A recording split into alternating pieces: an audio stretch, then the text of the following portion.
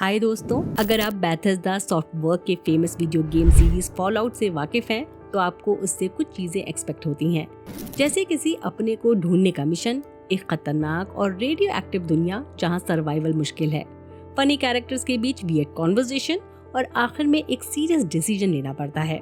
Fallout series जो इसी video game पर बेस्ड है, इन सब एलिमेंट्स को परफेक्ट तरीके से दिखाती है। ये शो एक पोस्ट एपोकैलिप्टिक वर्ल्ड में सेट है जहां न्यूक्लियर बॉम्ब्स ने दुनिया को बर्बाद कर दिया है। इस कहानी की मेन कैरेक्टर है लूसी मैक्लेन, जो एक वॉल्ट में सेफ जिंदगी जीती है। लेकिन जब उसके डैड हैंक मिसिंग हो जाते हैं, तो वो अपनी सिक्योर लाइफ छोड़कर बाहर की खतरनाक दुनिया में निकलती है उन्हें ढूंढने। इस सफर में उसे कई शॉकिंग सच समझ आते हैं। स्ट्रॉन्ग वर्ल्ड बिल्डिंग और इंटरेस्टिंग कैरेक्टर्स के साथ फॉलआउट एक ऐसी सीरीज है जो फैंस को भी पसंद आएगी और नए व्यूअर्स को भी मजा देगी। फॉलआउट की कहानी स्टार्ट होती है ईयर 2077 में, एक फिक्शनल वर्ल्ड में जहां सब कुछ न्यूक्लियर एनर्जी से चल रहा है। सीन शुरू होता है एक बर्थडे पार्टी से। इस पार्टी में बच्चों को एंटरटेन करने के लिए एक पुराने टाइम का famous film actor Cooper Howard को बुलाया गया है। लेकिन अब उसकी लाइफ उतनी ग्लैमरस नहीं रही। वो अपनी रिटायरमेंट के बाद छोटी छोटी पार्टीज में काउबॉय का रोल करके अपना गुजारा करता है। कूपर अपनी छोटी बच्ची के साथ ऐसे ही इवेंट में आता है। पार्टी में सब खुश दिखते हैं, लेकिन बैकग्राउंड में दुनिया एक न्यूक्लियर वॉर के कगार पर है। न्यूज चैनल्स पर एटॉमिक बॉम्ब के खतरे की बातें चल रही हैं और कुछ ही मिनटों में वो डर असली बन जाता है। देखते ही देखते आसपास के घरों पर कई बॉम्ब्स गिर जाते हैं। लोग घबराकर वॉल्ट्स में भागने लगते हैं। असल में उन्होंने पहले ही पैसे देकर ये वॉल्ट रिजर्व कर रखा था, लेकिन कूपर ने ऐसा कोई वॉल्ट नहीं खरीदा, इसलिए अब उसे अपनी बेटी के साथ भागना पड़ता है ताकि वो किसी तरह न्यूक्लियर ब्लास्ट के असर से बच सके। लगभग 200 साल बाद एक ऐसा ही सेलिब्रेशन दोबारा होता है, लेकिन इस बार जमीन के नीचे एक वॉल्ट के अंदर। ये अंडरग्राउंड शेल्टर है जहां लोगों ने आर्टिफिशियल एनवायरनमेंट बना रखा है ताकि वो सरफेस की खतरनाक दुनिया से बचकर रह सके। इस दिन का स्पेशल ओकेजन है लूसी मैक्लेन की शादी। लूसी वॉल्ट 33 की एक रेजिडेंट है। बाहर की दुनिया अब भी रेडियो एक्टिव और इंसानों के लिए अनसेफ मानी जाती है, इसलिए लोगों ने वॉल्ट के अंदर की लाइफ को ही नॉर्मल मान लिया है। वॉल्ट 33 के साथ वॉल्ट 31 और 32 भी कनेक्टेड हैं। सब एक ही बड़ा कॉम्प्लेक्स शेयर करते हैं, बस बीच में हेवी मेटल डोर्स उन्हें अलग रखते हैं।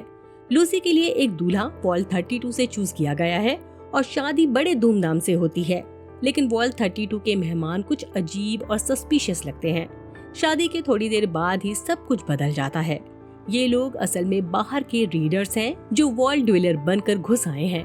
वो वॉल्ट 33 पर अटैक कर देते हैं, लोगों को मारते हैं, कुछ को पकड़ लेते हैं।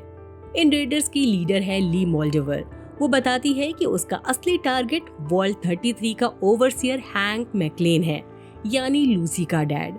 वो हैंक को अपने साथ बाहर ले जाती है और यहीं से लूसी की खतरनाक जर्नी शुरू होती है अपने डैड को ढूंढने की। इसी वक्त बाहर की खतरनाक दुनिया में एक जवान लड़का मैक्सिमस अपनी जिंदगी के खास मौके का इंतजार कर रहा होता है। उसे ब्रदरहुड ऑफ स्टील नाम के एक ऑर्गेनाइजेशन में स्क्वायर यानी नाइट का असिस्टेंट बनने के लिए चूज किए जाने का इंतजार है। ब्रदरहुड ऑफ स्टील एक तरह की प्राइवेट आर्मी है जिसका गोल है दुनिया को फिर से किसी डिजास्टर से बचाना, खासकर पुरानी दुनिया के खतरनाक प्री फॉलआउट टेक्नोलॉजी से। ये लोग अपने मेंबर्स को रैंक में डिवाइड करते हैं, जैसे नाइट, स्क्वायर और सोल्जर। मैक्सिमस बहुत मेहनत करता है, लेकिन उसके बदले उसका बेस्ट फ्रेंड डेन नाइट का स्क्वायर बनने के लिए सेलेक्ट हो जाता है। मैक्सिमस उदास होता है, पर उसकी किस्मत पलट जाती है जब डेन को जूते पहनते वक्त ब्लेड से चोट लग जाती है और उसकी जगह मैक्सिमस को सेलेक्ट कर लिया जाता है नाइट टाइटस का स्क्वायर बनने के लिए। उधर कॉमनवेल्थ के एक और इलाके में कुछ और हो रहा है। कुछ बाउंटी हंटर्स एक अजीब इंसान को जगा देते हैं जिसका चेहरा मॉन्स्टर जैसा है, उसकी नाक नहीं है और वो जिंदा भी है लगभग 200 साल से। ये इंसान असल में एक म्यूटेंट है जिसे सब द घुल के नाम से जानते हैं। द घुल खुद भी एक बाउंटी हंटर है और वो फौरन ही उन लोगों को मार देता है जिन्होंने उसे जगाया था। पहले वो एक famous film actor Cooper Howard हुआ करता था, वही एक्टर जो पहले एपिसोड में बर्थडे पार्टी में कोबॉय बनकर गया था। लेकिन न्यूक्लियर रेडिएशन के असर से उसकी बॉडी म्यूटेट हो गई और अब वो एक अमर खौफनाक बाउंटी हंटर बन चुका है। वहीं वॉल्ट 33 के अंदर अटैक के बाद लूसी अपने डैड को ढूंढने के लिए बिल्कुल तैयार है। वॉल्ट के लोग उसे वार्न करते हैं कि बाहर की दुनिया खतरनाक और टॉक्सिक है, लेकिन लूसी अपनी बात पर टिकी रहती है। अपने भाई नॉम और कजन चेट की मदद से वो वॉल्ट के हेवी डोर्स खोलती है और पहली बार जमीन पर कदम रखती है। एक ऐसी जगह जहां इंसान, म्यूटेंट्स और रेडर्स सभी जीने के लिए लड़ रहे हैं। उसी वक्त एक नया ट्विस्ट आता है। एक साइंटिस्ट इनक्लेव नाम के पैरामिलिट्री ऑर्गेनाइजेशन से भाग जाता है और अपने साथ एक इम्पोर्टेंट टेक्नोलॉजी भी चुरा लेता है।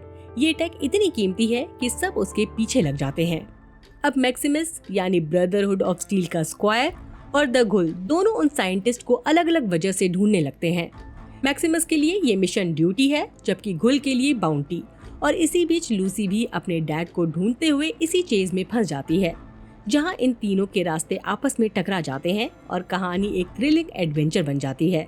सीरीज का एक बड़ा हिस्सा उन सीन्स पर बेस्ड है जो न्यूक्लियर ब्लास्ट से पहले के टाइम में सेट है, क्योंकि कहानी के सबसे इम्पोर्टेंट सीक्रेट्स इसी पीरियड से जुड़े हैं।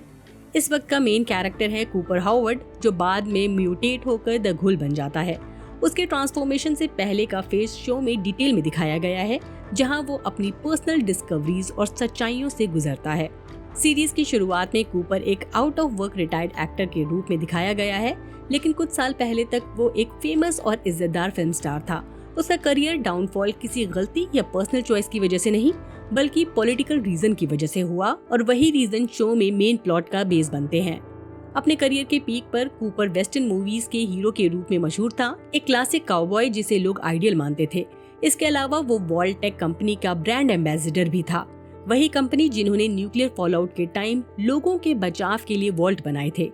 और इंटरेस्टिंग बात यह है कि वॉल्टेक का फेमस मैस्कॉट वॉल्ट बॉय, जिसका स्माइली फेस और थम्स अप पोज आज भी फॉलआउट वर्ल्ड में हर जगह दिखता है, असल में कूपर के पोज से इंस्पायर्ड है। ये थम्स अप साइन उसका अपना सिग्नेचर जेस्चर था, जो बाद में वॉल्ट बॉय का आइकॉनिक पोज बन गया। वॉल्टेक कंपनी से इतना क्लोज कनेक्शन होने की वजह से कूपर हावर्ड को उनके अगेंस्ट चल रही नेगेटिविटी और प्रोटेस्ट मूवमेंट के बारे में भी पता था। फिल्म इंडस्ट्री में उसके कई कलीग्स सीक्रेटली वॉल्टेक और सरकार के खिलाफ प्रोटेस्ट कर रहे थे। इस वक्त एक पॉलिटिकल ग्रुप भी बन गया था जो अंडरग्राउंड काम करता था, क्योंकि गवर्नमेंट ने उन्हें बैन कर दिया था और कम्युनिस्ट कहकर उनके खिलाफ एक्शन भी लिया था। उन पर इल्जाम था कि वो रशिया को सपोर्ट कर रहे हैं और अपने देश अमेरिका के खिलाफ हैं, जबकि वॉर चल रही है। शुरुआत में कूपर भी इन लोगों को एंटी नेशनल मानता था, लेकिन एक दिन उनके क्लोज फ्रेंड ने उसे उनके सीक्रेट मीटिंग में बुलाया। वहाँ कूपर की मुलाकात हुई उस औरत लीडर से जो ये पॉलिटिकल ग्रुप चला रही थी। मीटिंग में वो औरत अमेरिकन गवर्नमेंट के करप्शन और लोगों के प्रति लापरवाही पर बात कर रही थी। कूपर को ये सब बकवास लगता है तब तक जब तक उसे पता नहीं चला कि वो औरत उसकी वाइफ बार्ब हावर्ड के बारे में जानती है। उस वक्त बार्ब वॉल्टेक में एक हाई लेवल पोजीशन पर काम करती थी और उसी के थ्रू कूपर को वॉल्टेक एड्स के लिए लिया गया था। उस औरत ने कूपर को बताया कि उनका ग्रुप कम्युनिस्ट नहीं है, बल्कि उन्हें सिर्फ इसलिए देशद्रोह बोला गया क्योंकि वो गवर्नमेंट के खिलाफ सच बोलते हैं। फिर उसने ये हिंट दिया कि बार्ब अपने हस्बैंड से कुछ छुपा रही है। उसने कूपर को एक लिसनिंग डिवाइस दी जिससे वो बार्ब के पोर्टेबल कंप्यूटर में बग लगा सके और उसकी प्रोफेशनल बातें सुन सके। कूपर पहले हेजिटेट होता है, लेकिन क्यूरियोसिटी में आकर वो ऐसा करता है। और जब वो वॉल्टेक और दूसरी वॉल्ट मैन्युफैक्चरिंग कंपनीज के बीच की इंटरनल मीटिंग सुनता है तो उसे एक बहुत ही शॉकिंग सच्चाई पता चलती है। इस मीटिंग में बार्ब और उसका बॉस बड एटकिन लीड कर रहे थे। वॉल्टेक ने दूसरी वॉल्ट मैन्युफैक्चरिंग कंपनीज को ऑफिशियली इनवाइट किया था। उनका पर्पस था सब मिलकर डिसाइड करें कि हर वॉल्ट के रूल्स, सिस्टम और एक्सपेरिमेंट्स कैसे होंगे। ये मीटिंग लोगों से पूरी तरह छुपाई गई थी। ये कंपनीज तय करती थी कि न्यूक्लियर फॉलआउट के बाद सोसाइटी का स्ट्रक्चर कैसा होगा, यानी कौन किस वॉल्ट में रहेगा, उनके रोल्स क्या होंगे और ह्यूमैनिटी फ्यूचर में किस फॉर्म में एग्जिस्ट करेगी। लेकिन सबसे शॉकिंग बात ये थी, कूपर ने अपनी वाइफ बार्ब को ये कहते सुना कि वॉल्टेक खुद ही एटॉमिक बॉम्ब गिराने वाली है और वो ये सब अमेरिकन गवर्नमेंट की मर्जी से कर रही है। उनका प्लान था पूरी दुनिया तबाह करके एक नई दुनिया बनाना, जहां वॉल्टेक जैसी कॉर्पोरेशन खुद लोगों को कंट्रोल करेगी। मतलब वो लोग खुद ही अपोकलिप्स लाकर अपनी मोनोपोली सेट करना चाहते थे। फॉलआउट सीरीज में ये पार्ट डायरेक्टली नहीं दिखाया गया, लेकिन क्लियर है कि कूपर ने ये सच सुनकर बार्ब और वॉल्टेक दोनों के खिलाफ स्टैंड लिया होगा। इसके बाद उस पर कम्युनिस्ट होने का झूठा इल्जाम लगाया गया और उसे फिल्म इंडस्ट्री से ब्लैकलिस्ट कर दिया गया। एक टाइम का सुपरस्टार कूपर हावर्ड फिर मजबूर हो गया छोटी पार्टीज में काउबॉय बनकर काम करने के लिए। वहीं से उसकी ट्रैजिक जर्नी शुरू होती है, जो आगे जाकर उसे द घुल बना देती है। वहीं जमीन के नीचे जब सब लोग, खासकर वॉल्ट के एल्डर्स, अपने ओवरसियर हैंक के किडनैप होने और लूसी के बाहर जाने पर कोई रिएक्शन नहीं दिखाते तो नॉर्म यानी लूसी का छोटा भाई उसे कुछ गड़बड़ लगती है। रेडर अटैक के दिन नॉर्म एक बार वॉल्ट 32 के अंदर गया था, जहां उसने देखा कि वहां की फसलें बर्बाद थी, मतलब कोई खेती या फूड सोर्स बचा ही नहीं था। ये सब देखकर उसे शक हुआ। कुछ दिन बाद नॉर्म चेट के साथ दोबारा वॉल्ट 32 में जाता है और वहाँ एक शॉकिंग डिस्कवरी करता है। वॉल्ट 32 के असली लोगों को रेडर्स ने नहीं मारा था, बल्कि उन्होंने खुद अपनी जान ली थी। जब नॉर्म ने उनके कंप्यूटर टर्मिनल चेक किए तो उसे पता चला कि रेडर्स ने वॉल्ट के दरवाजे खोले थे उस पिप बॉय से जो उसकी माँ रोज मैकलिन का था। ये सुनकर नॉर्म और भी कंफ्यूज हो जाता है, क्योंकि उसकी माँ तो पहले ही मर चुकी थी। जब वो वॉल्ट 33 की न्यू ओवरसियर बेटी से पूछता है कि उसकी माँ का पिप बॉय कहाँ है, तो वो कहती है कि उसे रोज की बॉडी के साथ दफनाया गया था जब वो बीमारी से मर गई थी। लेकिन नॉर्म को इस बात पर भरोसा नहीं होता। इसी दौरान नॉर्म एक और स्ट्रेंज पैटर्न नोटिस करता है। वॉल्ट 32 और वॉल्ट 33 के सारे ओवरसियर एक्चुअली वॉल्ट 31 में पैदा हुए और बड़े हुए। मतलब वॉल्ट 31 कुछ ऐसी जगह लगती है जहाँ सब कुछ कंट्रोल हो रहा है। वो वॉल्ट 32 की दीवारों पर खून से लिखे मैसेजेस देखता है, जहाँ लिखा होता है वॉल्ट 31 में कुछ सीक्रेट चल रहा है। तब उसे यकीन हो जाता है कि सच जानने का एक ही तरीका है, वॉल्ट 33 के अंदर जाना। सीरीज के आखिर में नॉर्म फाइनली वॉल्ट 31 में जाता है, लेकिन वहाँ कोई नहीं है, बट वहाँ ट्यूब्स लगी हैं जिसमें लोग फ्रीज हैं। ये सब डायरेक्टली लिंक्ड है वॉल्ट टेक के उस सीक्रेट प्लान से जो उन्होंने न्यूक्लियर फॉलआउट होने से पहले बनाया था। एक ऐसा प्लान जिसमें सिर्फ उन्हीं लोगों को जिंदा रखा जाएगा जो नई सोसाइटी को कंट्रोल कर सके। वॉल्ट 31 बेसिकली उन्हीं कंट्रोलर्स के लिए बनाया गया था ताकि फ्यूचर में वॉल्ट टेक ही ह्यूमन सिविलाइजेशन का मालिक बन जाए। बड एटकिंस, जो वॉल्ट टेक के टॉप एग्जीक्यूटिव में से एक था, उसने एक सीक्रेट प्रोग्राम बनाया था जिसका नाम था बट्स। इस प्रोग्राम के अंडर वॉल्ट टेक के इम्पोर्टेंट एग्जीक्यूटिव्स को क्रायोजेनिकली फ्रीज कर दिया गया था, यानी उन्हें ऐसे पॉड में सुला दिया गया जहां वो सदियों तक जिंदा रहेंगे, न बूढ़े होंगे। प्लान सिंपल था, जब तक दुनिया में रेडिएशन क्लियर नहीं हो जाता ये लोग फ्रोजन रहेंगे, और जब दुनिया सेफ हो जाएगी तब यही एग्जीक्यूटिव फिर से उठकर ह्यूमन सोसाइटी को कंट्रोल करेंगे। वॉल्ट 31 असल में इन्हीं क्रायोजेनिक पॉड्स का स्टोर हाउस था, इसलिए वॉल्ट 32 और 33 के सारे ओवरसियर्स वहीं से चूज होते थे, क्योंकि वो सब एक्चुअली वॉल्ट टेक के एग्जीक्यूटिव ही थे जो अब भी कंपनी के हिडन प्लान्स को फॉलो कर रहे थे। मतलब वॉल्ट के अंदर लोगों को लगता था कि उनके लीडर डेमोक्रेटिकली इलेक्टेड हैं, पर रियलिटी में उनकी जिंदगी अब भी वॉल्ट टेक के कंट्रोल में थी, इवन 200 साल बाद भी। ये एक फेक डेमोक्रेसी थी जहां सब कुछ behind the scene company decide करती थी। आगे चलकर रिवील होता है कि रेडर्स की लीडर मॉल्डेवर वही औरत थी जो न्यूक्लियर फॉलआउट के पहले एंटी गवर्नमेंट ऑर्गेनाइजेशन चला रही थी। मॉल्डेवर ने किसी तरह 200 साल तक अपने आप को प्रिजर्व किया था और अब भी वो अपना ओल्ड मिशन कंटिन्यू कर रही थी, सोसाइटी को बदलना और लोगों के लिए इंसाफ लेना। वॉल्ट टेक ने पहले ही एक पावरफुल टेक्नोलॉजी बनाई थी, कोल्ड फ्यूजन, एक ऐसे लिमिटलेस एनर्जी सोर्स जो पूरी सिविलाइजेशन को हमेशा के लिए पावर दे सकती थी। इससे दुनिया में एनर्जी की शॉर्टेज खत्म हो जाती और लोग न्यूक्लियर वेस्टलैंड में भी इजीली रह सकते थे। लेकिन वॉल्ट टेक ने ये टेक लोगों से छुपा लिया और अपने नए फॉर्म पैरामिलिट्री ग्रुप इनक्लेव के अंदर उसे सीक्रेट रखा। ये कोल्ड फ्यूजन एक छोटे इलेक्ट्रॉनिक चिप में स्टोर थी जिसे साइंटिस्ट विल्जिंग ने चुरा लिया। उसने वो चिप अपने ही दिमाग में इम्प्लांट कर लिया और प्लान बनाया कि वो इसे मॉल्डेवर तक पहुंचाए ताकि वो इस एनर्जी को लोगों के भले के लिए यूज कर सके। इसी चिप और मिशन के चक्कर में ही लूसी, मैक्सिमस और द घोल के रास्ते टकराते हैं और वहीं से फॉलआउट का मेन कॉन्फ्लिक्ट स्टार्ट होता है। विल्जिग, जो कोल्ड फ्यूजन चिप के साथ फ्यूजिटिव बन गया था, ब्रदरहुड ऑफ स्टील के मेंबर से भाग रहा था। उसका टारगेट था मॉल्डेवर के कैंप तक चिप पहुंचाना। जब लूसी फाइनली विल्जिग का सिर मॉल्डेवर के कैंप ले जाती है तो मॉल्डेवर कोल्ड फ्यूजन के असली पावर का राज बताती है और साथ ही ये भी एक्सप्लेन करती है कि उसने हैंक मैकलेन को क्यों किडनैप किया। असल में हैंक भी वॉल्ट टेक के टॉप लेवल एग्जीक्यूटिव में से एक था और उसका कनेक्शन पहले से ही कूपर हॉवर्ड के साथ था। न्यूक्लियर फॉलआउट के बाद हैंक ने अपने आप को वॉल्ट 31 में क्रायोजेनिकली फ्रीज किया और जब टाइम आया तो वॉल्ट 33 में शिफ्ट हुआ जहां वो ओवरसियर बन गया।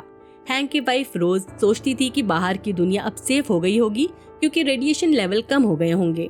हैंक इस आइडिया से बहुत गुस्सा होता है। इस चक्कर में रोज अपने बच्चों के साथ वॉल्ट से भाग जाती है और एक शहर शेडी सैंड में सेटल होती है। वहाँ वो मॉल्डिवर के साथ दोस्ती कर लेती है। हैंक ने लूसी और नॉर्म को वहाँ से उठाया और शेडी सैंड पर बॉम्ब गिरा दिया, पूरे शहर को बर्बाद कर दिया। रोज सरवाइव करती है, लेकिन स्केलेटन की तरह उसकी पूरी स्किन ब्लास्ट में जल गई थी। यही रीजन है कि मॉल्डिवर और रेडर्स ने रोज का पिप बॉय यूज करके वॉल्ट में घुसने का प्लान बनाया। लूसी को जब ये सीक्रेट पता चलता है तो उसके लिए एक डिफिकल्ट चॉइस आ जाती है। क्या वो अपने डैड हैंक पर भरोसा करे या मॉल्डिवर पर? जब लूसी अपनी माँ का नेकलेस देखती है तो वो समझ जाती है कि मॉल्डिवर सच बोल रही है।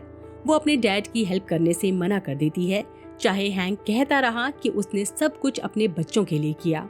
इसी वक्त ब्रदरहुड ऑफ स्टील यहाँ हमला कर देती है, क्योंकि मैक्सिमस को अपनी जान बचाने के लिए रियल कोल्ड फ्यूजन चिप की लोकेशन रिवील करनी पड़ती है। मैक्सिमस लूसी को ढूंढता है और उसका टारगेट होता है कि वो अपनी बिलव्ड के साथ रहे। मैक्सिमस हैंक का पिंजरा खोल देता है, लेकिन हैंक पावर आर्मर में गियर अप करके उसे बेहोश कर देता है। वहीं पैरेलल में द घूल भी पहुंच जाता है ताकि वो जान सके कि एपोकलिप्स के बाद उसकी फैमिली के साथ क्या हुआ। फाइनल बैटल में हैंक पावर आर्मर का यूज करके वहां से भाग निकलता है। लूसी घोल के साथ टीम अप कर लेती है ताकि वो और सच्चाई एक्सप्लोर कर सके। वॉल्ट 31 में नॉर्म क्रायोजेनिक स्लीप में एंटर कर लेता है, क्योंकि अब वो वॉल्ट टेक के इविल सीक्रेट के बारे में सब जानता है। मैक्सिमस होश में आता है और देखता है कि मॉल्डिवर घायल है, बट वो कोल्ड फ्यूजन एक्टिवेट कर लेती है, जिससे पूरे इलाके में रोशनी आ जाती है। इसके फौरन बाद वो मर जाती है। ब्रदरहुड ऑफ स्टील मैक्सिमस को हीरो और कोल्ड फ्यूजन के एक्टिवेटर के रूप में जय जयकार करते हैं। इससे क्लियर होता है कि brotherhood of steel unlimited energy का यूज करेगा और मैक्सिमस हाई रैंकिंग ऑफिसर बन जाता है। फाइनल सीन में दिखाया जाता है कि हैंक मैक्लेन न्यू वेगस के पोस्ट एपोकलिप्टिक सिटी में पहुंचता है, जो शायद शो के सीक्वल के लिए बेस होगा। इसी के साथ ये सीजन यही खत्म होता है। बाय, अपना ख्याल रखिए।